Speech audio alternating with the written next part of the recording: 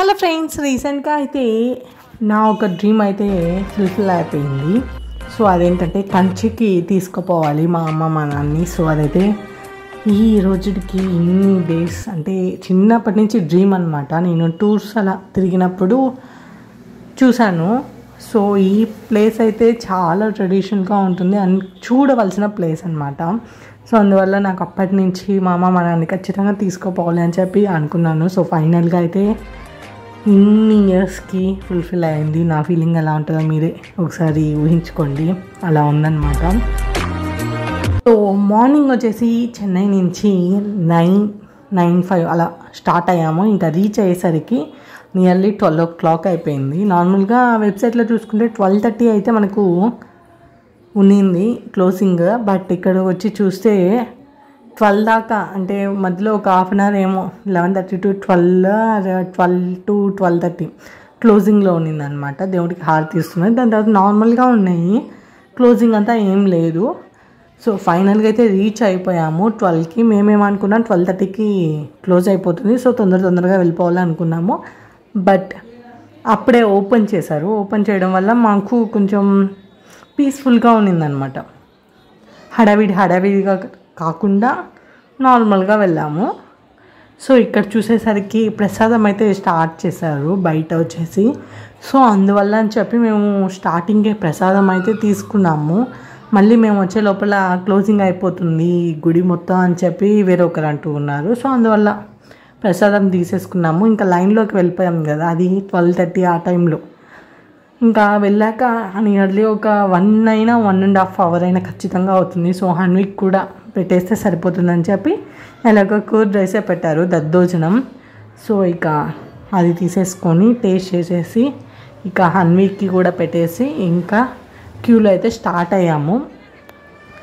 ఆ రోజు క్యూలో వచ్చేసి మోస్ట్ అందరూ తెలుగు వాళ్ళే ఉన్నారు. ఎందుకో తెలియదు, ఎటు చూసినా తెలుగు వాళ్ళే, తెలుగులోనే మాట్లాడుతున్నారు. మాకు చాలామంది ఫ్రెండ్స్ అయిపోయారనమాట కొద్దిపాటి టైంలోనే. సో ఇక క్యూ అయితే మరీ ఎక్కువసేపు అంతా లేదు, అంటే ఒకరిని ఒక వేలో పంపిస్తూ ఒకరిని ఇంకో వేలో పంపిస్తూ ఉన్నారు. సో అందువల్ల మేము కొంచెం తొందరగానే బయటకు వచ్చేసాము. దర్శనం అయితే చాలా బాగా జరిగింది. నేనైతే ఫుల్ సాటిస్ఫై అయిపోయాను. సో చాలా బాగుండింది దర్శనం అండ్ ట్రిప్ అనేది. ఆ ట్రిప్ మొత్తంలో అంటే కాంచీపురంలో ఒక్క కంచి కామాక్షి అమ్మవారి టెంపుల్ కాకుండా డిఫరెంట్ టెంపుల్ కూడా ఉన్నాయి కదా.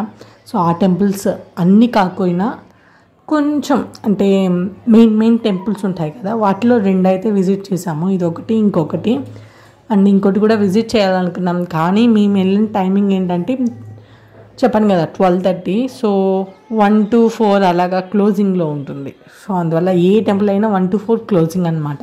ఇంకా 4కి అలా అన్ని టెంపుల్స్ చూసుకొని ఇంకా నైట్ అయిపోతుందని చెప్పి మేము అయితే స్టార్ట్ అయిపోయి మెయిన్ టెంపుల్స్ 2 చూసుకున్నాము. ఇది వచ్చి కంచి కామాక్షి టెంపుల్ అనమాట.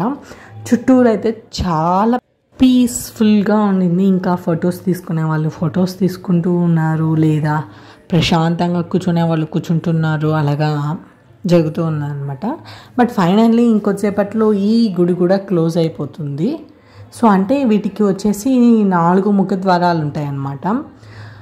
వన్స్ దేవుడి హారతి ప్రసాదాలు ఇవ్వడం అంతా అయిపోయిన తర్వాత దేవుడికి నేను చెప్పేది ఒక 4 సైడ్లు అయితే తీసేస్తారు. 4 సైడ్లు తీసేసినప్పుడు మనకేమవుతుంది, తొందరగా దర్శనం అయిపోతుంది. అంటే 4 డిఫరెంట్ వేస్ నుంచి వస్తారు. East, west and north, south 4 వేస్లో ఉందన్నమాట వే అనేది. సో ఆ వే అనేది ఒక్క టైంలోనే తీసారనమాట. అది ప్రసాదాలు హారతి అంతా అయిపోయిన తర్వాత ఆ టైంలో మేము వెళ్ళాము. సో తొందరగా దర్శనం అయితే అయిపోయింది. ఆఫ్టర్నూన్ టైంలో ఒక 1 లోపే వెళ్ళాలి. ఇఫ్ ఇన్ కేస్ మీరు వెళ్ళాలనుకుంటే మాత్రం ఎర్లీ మార్నింగ్ బయలుదేరి తొందరగా వెళ్ళిపోతే మనకు దర్శనం అంతా అయిపోతుంది. ఇంకా మిగతా దేవుళ్ళు కూడా అంటే మిగతా గుళ్ళని కూడా చూసుకోవచ్చు.